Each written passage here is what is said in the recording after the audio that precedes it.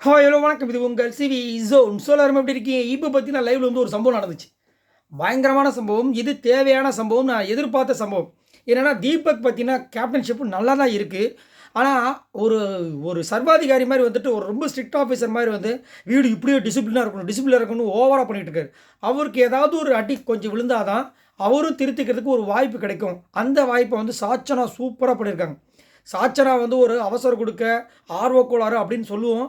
அதாவது போன வாரம் அதுக்கு முந்தின வாரங்கள் மஞ்சரிக்கு பறிக்கும் போதும் சரி, அதுக்கப்புறம் அருணுக்கு வந்துட்டு அந்த ரிப்பனை கட் பண்ண போகும்போதும் சரி, எல்லா டைமும் பார்த்தீங்கன்னா ஒரு சில விஷயங்கள்லாம் பண்ணியிருக்காங்க. ஆனால் இன்னைக்கு தரமாக ஒரு விஷயத்த பண்ணியிருக்காங்க. அது மட்டும் இல்லாமல் இவ்வளோ சண்டைகள் ஆகியும் நீங்கள் யாருமே வந்துட்டு அந்த ஒரு அந்த ஒரு பூ வந்து கட் பண்ணலையேன்னு விஜய் சேதுபதி அவர்கள் கேட்டார்னா இவங்கெல்லாம் மூஞ்சி எங்கே போய் வச்சுப்பாங்க? இப்போ முத்துக்குமார் மேலே எனக்கு கோவம். முத்துக்குமார் அங்கே ஒரு விஷயத்தை வைக்கிறாரு. அப்போ அது உங்களுக்கு உடன்பாடு இல்லை. அப்போ நீங்கள் போய் பூவை கட் பண்ணியிருக்கலாம். மஞ்சரி வைக்கிறாங்க, ஆர்ஜி ஆனந்த் வைக்கிறாங்க, ஏன் சௌந்தர்யா வைக்கிறாங்க, பவித்ரா வைக்கிறாங்க. ஆனால் அங்கே போய் அவருடைய அந்த கேப்டன்ஷிப்பில் இருக்க அந்த பூவை பறிக்கிறதுக்கு யாருக்கும் ஒரு தோண மாட்டுது, பயம் வருது. ஏன்னா தீபக் எப்பயுமே கொஞ்சம் லைட்டாக ரூடான ஒரு ஆள். மூஞ்சிக்கு நேராக பேசுவார், கொஞ்சம் ரஃப் அண்ட் டஃப்பான ஆள். அதனால தான் ஜாக்லேயே கொஞ்சம் ஒதுங்கி ஒதுங்கி போவாங்க. அவங்களுக்கு அது மன இதுவாகும். ஆனால் தீபக் கூட பார்த்தீங்கன்னா அருண், விஜய் விஷால், இப்போ விஜய் விஷாலுக்கும் தர்ஷிகாவுக்கும் ஒரு லவ் மாதிரி ஒரு விஷயம் போனதுனால இப்போ தர்ஷிகாவும் வந்துட்டு இந்த தீபக்கு வந்து சொம்பு தூக்க ஆரம்பிச்சிட்டாங்க. எல்லாம் பார்த்தாங்க சாச்சனா. இவ்வளோ சண்டைகள் நடந்தும் நம்ம பண்ணாமல் இருந்தோம். நம்ம நார்மலாகவே சம்பவம் பண்ணுவோம். 12ஆம் சம்பவம்னு சொல்லிட்டு ஸ்ட்ரெயிட்டாக போனாங்க. நீங்கள் வந்து ஒரு கேப்டனாக இருந்து ஆப்போசிட்டில் இருக்கவங்கள பேசவே விட மாட்டீங்க. எப்பயுமே ஒரு கேள்வியை முடிக்கிறதுக்குள்ளேயே நீங்கள் டிஃபென்சிவ் மோட் இருக்கிறதுனால நான் போய் அந்த பூவை கட் பண்ண போகிறோம்னு இவர் பதறாரு. நோ, இரு நான் என்ன சொல்கிறேன் கேளுன்றாரு. என்னத்தை கேட்குறது? இப்போ அப்போ சரி சொல்லுங்க அப்படின்றாங்க. அவர் சொல்ல வராரு. அதுக்கு வந்து இந்த பொண்ணு சொல்ல வராங்க. சொல்லும்போதே திரும்ப வந்து பார்த்தீங்களா, நான் சொன்னது கரெக்ட் ஆகிடுச்சா, என்னை பேச விட மாட்டேங்க.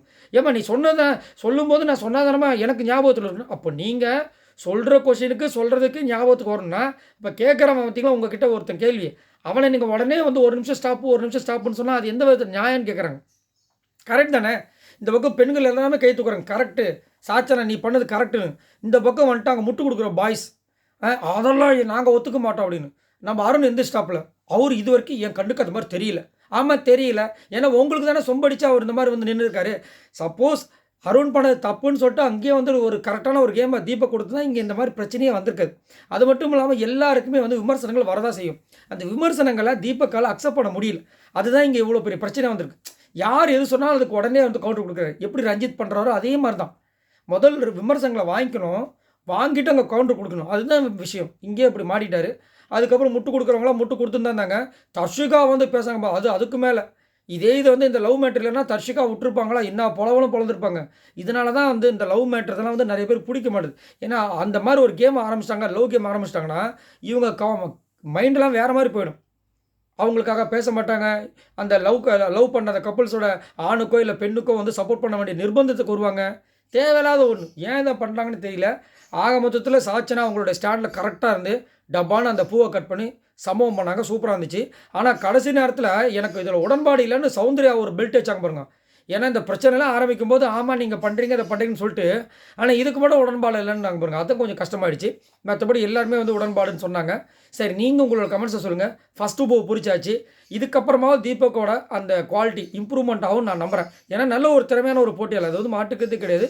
கேப்டன்ஷிப்பும் நல்லா பண்ணுறாரு. பட் அவருக்கு இது ஒரு தேவையான அடியாக நான் பார்க்குறேன். உங்களோட கருத்தை சொல்லுங்கள். பாய் நண்பர்களே.